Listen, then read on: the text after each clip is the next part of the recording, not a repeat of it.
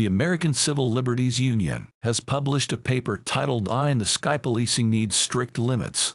The piece was written by J. Stanley. In the paper, Stanley explores the potential pitfalls in drone as first responder DFR programs, and how those concerns may be met. Matt Sloan, CEO and founder of Skyfire Consulting, reached out to Mr. Stanley to discuss the ACLU concerns firsthand. Drone Life is honored to publish this exclusive guest post outlining their discussion and proposing real solutions to addressing community concerns.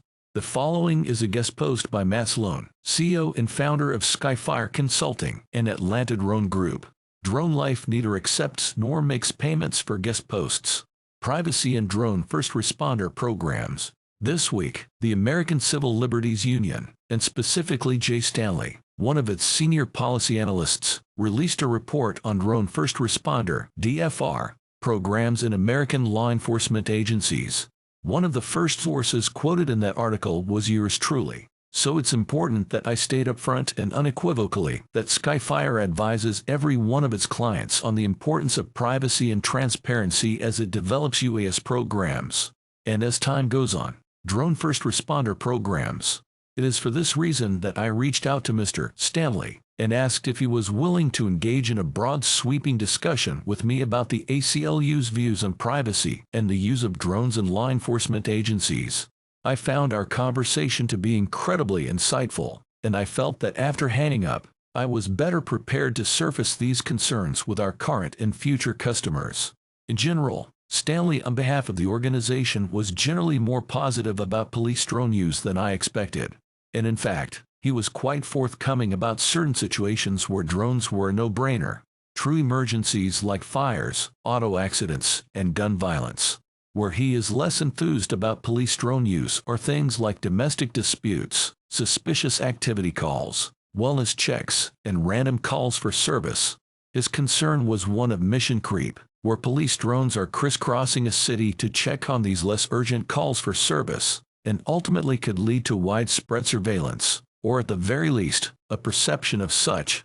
It's important that we don't sleepwalk into a world of widespread aerial surveillance, that communities think very carefully about whether they want drone surveillance, and, if they decide to permit some operations, put in place guardrails that will prevent those operations from expanding. In my opinion, this is a double-edged sword.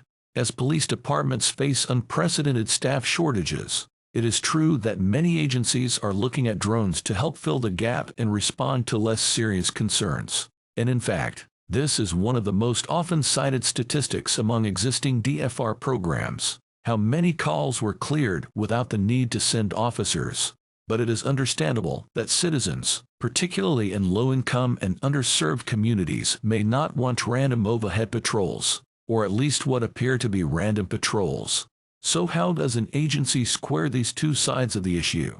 Stanley suggests that agencies don't undertake drone first responder programs without first going to their city or town councils.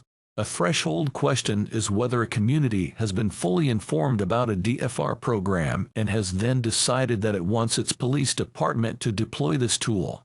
A police department should not be permitted to deploy surveillance technologies without the consent of the community it serves. Stanley also discusses at length the concern that while flying to 911 calls, drones may capture video en route, and asks whether that overflight video could be used to find other crimes that may not have been seen if not for that flight. We should keep in mind that, with advances in AI, video is becoming a far more searchable, accessible, and analyzable, and therefore dangerous set of data than it used to be. There will be a constant incentive on the part of both government and private contractors to run video data sets for machine learning algorithms for AI training purposes, and to search for particular violations of the law or other facts of interest to law enforcement that might be buried within. This is potentially a more difficult issue to solve.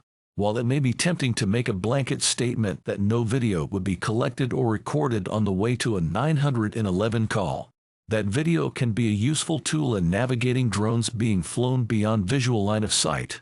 In addition, as drones and software get more sophisticated, One has to ask if we should be taking advantage of sensors constantly flying through the air to collect things like air quality data, LiDAR sensor data of the world around us, and other potential inputs, much like our vehicles do with all of the distancing and ranging sensors we have all come to rely on. It is said that Tesla is not a car company, but in fact, a data collection company that happens to make cars.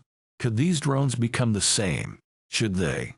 Another issue Stanley writes about in the white paper is the idea that drones may be a de-escalation tool, avoiding potentially armed conflicts between police and potential suspects by using unarmed robots. In short, he believes it's too soon to make those claims. It's important not to make policy by anecdote. Anyone can come up with scenarios about how technology will improve people's lives and the life of a community. The real question is how it will play out over time in the complex and messy world, where it's likely to have cascading effects that we can only dimly anticipate. Finally, he addresses transparency.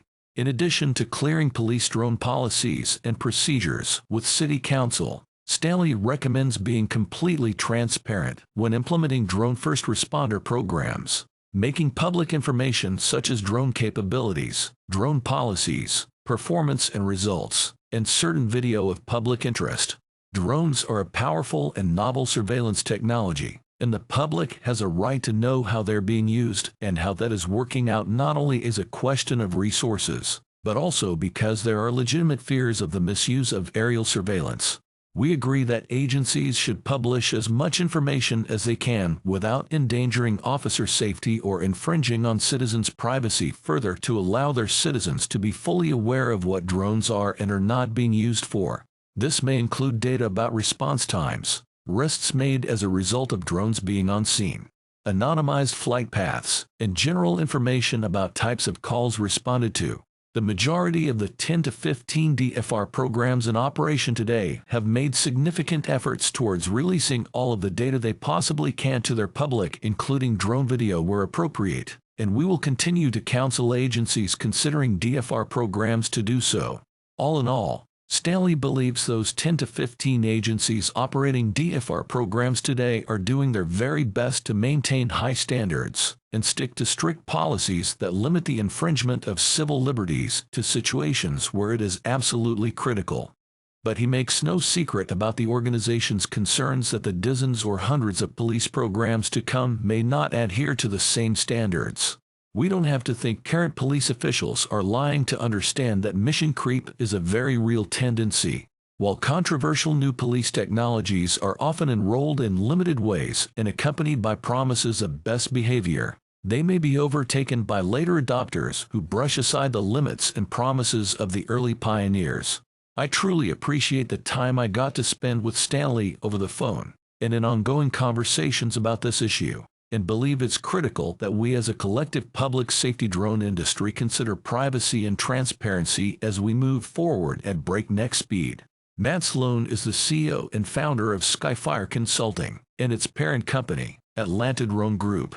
Before he founded Atlanta Drone Group in 2014, Matt spent 14 years in various roles at CNN in Atlanta, including 12 years as a medical news producer and special projects manager for chief medical correspondent Dr. Sanjay Gupta.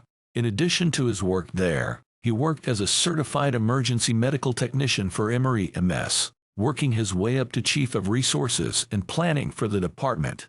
Matt is an inaugural member of the National Fire Protection Association (NFPA) Technical Committee on Drones, a technical advisor to the International Association of Fire Chiefs Technology Council, and an FAA certified pilot.